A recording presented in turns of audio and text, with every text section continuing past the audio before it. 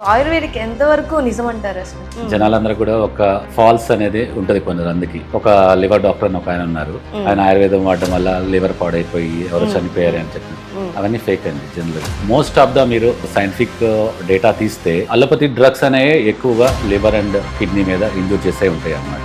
Doctor certificate బాగా కొనేస్తున్నారు, అసలు దాని మీద మీ ఒపీనియన్ ఏంటి? జనరల్ గా కొంచెం మాట్లాడడం వచ్చి కొంచెం కమ్యూనికేషన్ స్కిల్స్ ఉంటే న్యూట్రిషన్ సర్టిఫికేట్ కావాలంటే ఇగ్నోలో కూడా ఇస్తారు. 6 months జస్ట్ చేస్తే ఒక 50,000 పే చేస్తే న్యూట్రిషన్ సర్టిఫికేట్ వస్తుంది.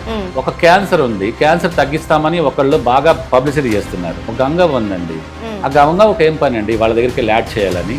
ఏ క్యాన్సర్ హాస్పిటల్కి వెళ్ళినా ఇదేంది అదేంది అన్నాడు. ఆమెకు ఏం అవసరం అసలు? ఆడ క్యాన్సర్ హాస్పిటల్కి ఆమెకు క్యాన్సర్ ఉందా లేదంటే ఆమెకు అసలు అవసరం ఏంటి? ఈ మధ్య మీరు చూసారా హక్కీ పిక్కి ఆయిల్ అని ఏదో వచ్చింది, దానికి వీళ్ళందరికీ ఏం అవసరం అండి? సోనిసుద్కి ఏం అవసరం?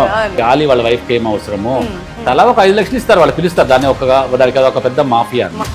నార్మల్ గా LPP లో మీరు బాగా స్పెషలిస్ట్ అని విన్నాను. క్యూర్ అవ్వని సబ్జెక్ట్ ని మీరు క్యూర్ చేస్తున్నారంటే? ఏం లేదండి, నేను ఒక 25 years నుంచి నేను ప్రాక్టీస్ చేస్తున్నాను. నేను ఎక్కువగా ఆటో ఇమ్యూన్ కండిషన్ బాగా చేస్తాను అనమాట. లైక్ ఎక్కడ తగ్గవు ప్రపంచంలో.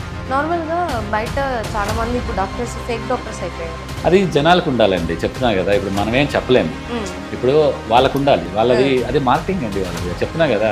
ఒక పక్కగా ఒప్పుకోవాలి వాళ్ళ మార్కెటింగ్ అంత ఘోరంగా చేశారా అని. ఇప్పుడు సోషల్ మీడియా ఒకటి వచ్చిన తర్వాత ప్రతి ఒక్కరు కూడా డాక్టర్ అయిపోయారు.